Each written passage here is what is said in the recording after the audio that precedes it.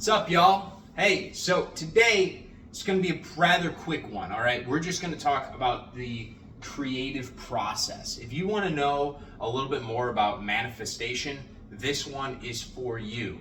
Manifestation is not something whimsical that happens when you just sit there with your eyes closed. You're like, oh, and you think and think and think your way into your desires being fulfilled, which is your manifestation, right? Manifestation, desire, basically the same thing. You want this thing to show up for you in your present experience. Raise of hands, how many people want shit? I know I want stuff, but I'm not going to just sit around thinking about it and hoping it comes to pass. That's not how it really works. So we're going to talk about the process that creates your manifestations, so it allows you to open yourself up to the universe to receive it as a byproduct of who you are, an embodiment of this higher version of self that already has that desire fulfilled. That's the key point we have to get to. So firstly, start with part one. Easy peasy. Desires arise from life experiences. You walk down the street, you see something that you don't have, and you want it. You're like, damn, dude, that's an awesome car. I want that car. Okay, well, that desire is definitely valid. That is something that you are worthy of, but now we have to do the work. Part two of doing the work is thinking about it. You have to actually be able to visualize it. You have to put yourself in the shoes of the person that owns that thing, has that job, has that relationship, has the love, has the friends, has the opportunities. You need to be able to think about it in such a way that you can put your feet in those shoes. That is a very important key part here. Because when you can actually put yourself in somebody else's shoes, usually in life, we call that empathy. You have a little bit of compassion for people when you can understand where they're coming from. But the key word here is compassion. It is empathy, because those things indicate emotion.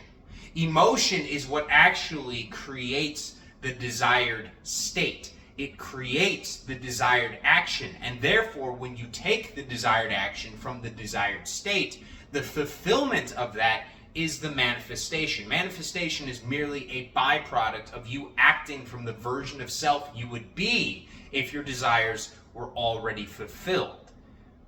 An easy way of me saying that is, if you want that loving relationship in your life, you need to act as if you already were the person that has that loving relationship.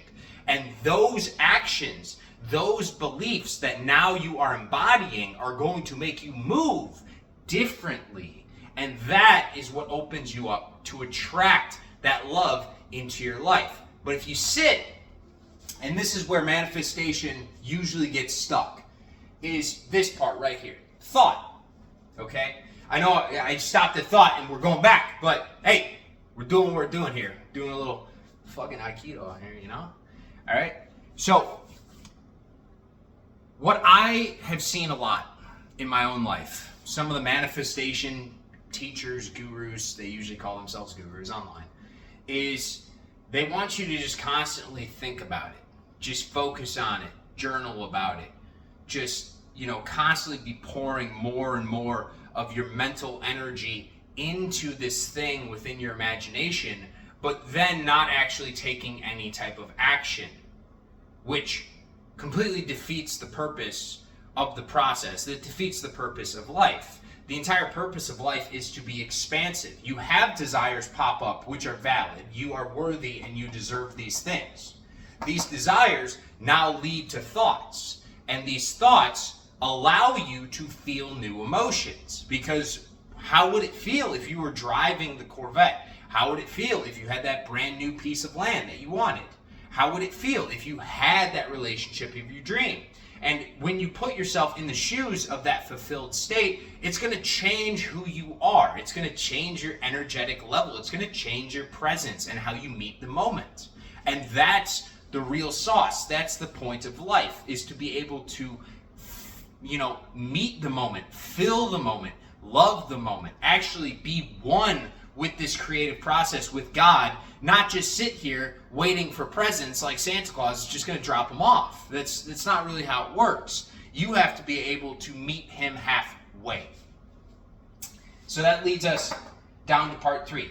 Choice in the now of positive or negative emotion.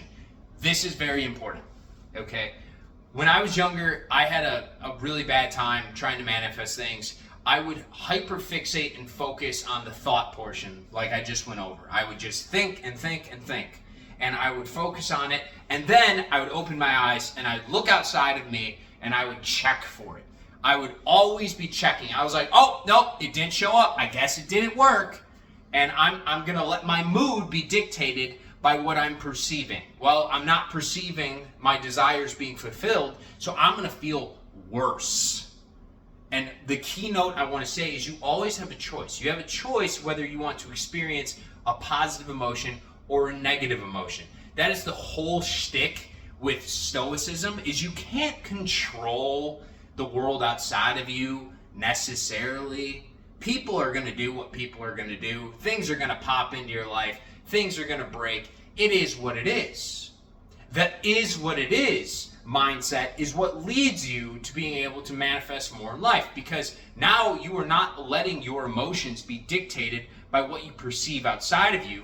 Rather, you are controlling your internal energy, your internal emotional mastery, so that can affect your aura, and that allows the universe to now send you the things that you desire.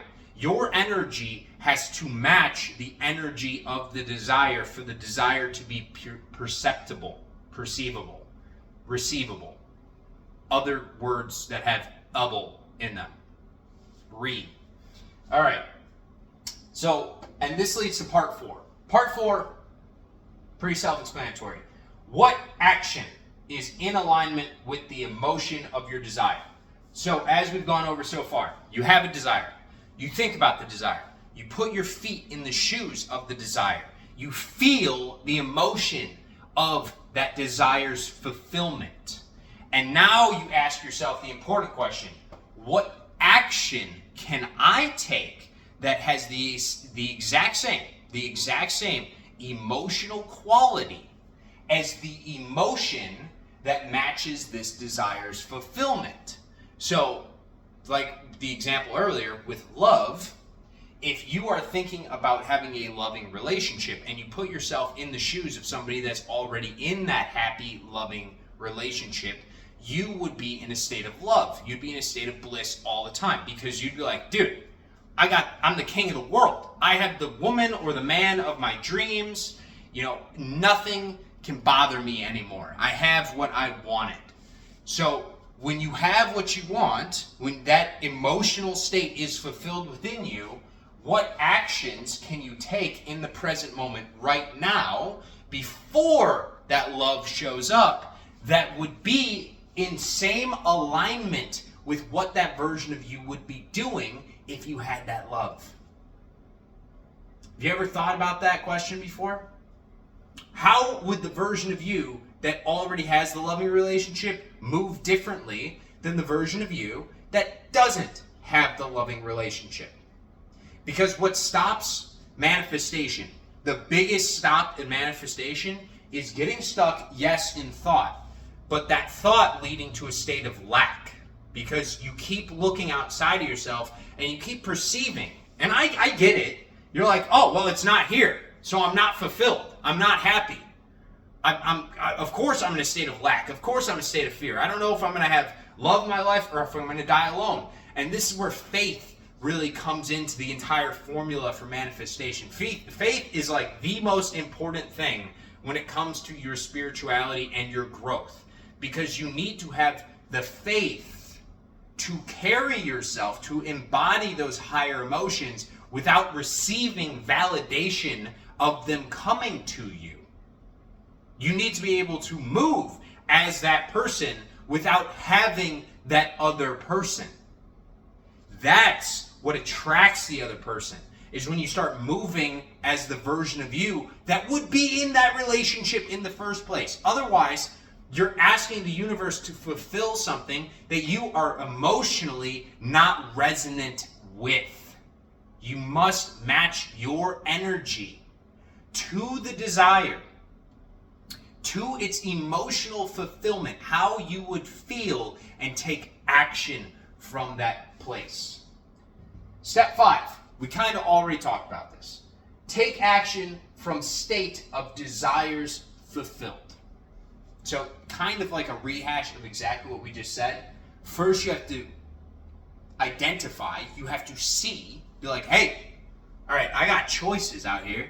I can pick what I want to do with my day, but what actions can I start including and what can I start discluding from my day, from my habits, from my typical cycles that would put me into higher alignment with the desired fulfillment. Okay? You have to figure out who you would be emotionally, as well as with your actions, your thoughts, and your beliefs. You have to get all of it into alignment. And then when you have that alignment, when you start acting and embodying from the state of your desires being fulfilled, now it's much easier to take action that will eventually lead to that manifestation just being a byproduct. It will be a byproduct of just who you have become. That leads us into step 6, creation of your desired state. Now, I want to make a very important note here with this.